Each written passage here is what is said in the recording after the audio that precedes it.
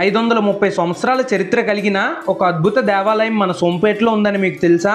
అదే శ్రీ కోదండ రామ స్వామివారి ప్రాచీన ఆలయం. ఒకప్పుడు మన ఊరి పేరు స్వామిపేట అని పిలువబడేది, కాలంతో సోంపేటగా మారిందని చరిత్ర చెప్తుంది. ఈ దేవాలయాన్ని జలంత్ర డోలాయి వంశస్థులు నిర్మించారని పురాతన గ్రంథాల్లో వివరాలు కనిపిస్తాయి. కానీ ఇక్కడ ఉన్న అత్యంత విశేషం ఏంటో తెలుసా? చాలా మట్టుకు రాముల వారి టెంపుల్స్ లో అమ్మవారు ఎడం వైపు ఉంటారు, కానీ ఇక్కడ మాత్రం శ్రీ రాముల వారి కుడివైపు అమ్మవారు దర్శనమిస్తారు. ఇది చాలా రేర్ గా కనిపించే విషయం. ఇంకొక విశేషం, ఇక్కడ పూజా విధానం మొత్తం శ్రీ వైఖానస ఆగమ శాస్త్ర ప్రకారం జరుగుతుంది. అంటే శ్రీ తిరుమల తిరుపతి దేవస్థానంలో ఎలాంటి పద్ధతిలో సేవలు జరుగుతాయో అదే విధంగా ఇక్కడ కూడా అనుసరిస్తారు. ప్రతి సంవత్సరం చరిత్ర శుద్ధ ఏకాదశి నాడు స్వామివారి కళ్యాణం అత్యంత భక్తి శ్రద్ధతో గ్రాండ్ గా జరుగుతుంది. మరి సప్తానిక కళ్యాణోత్సవాల గురించి విన్నారా?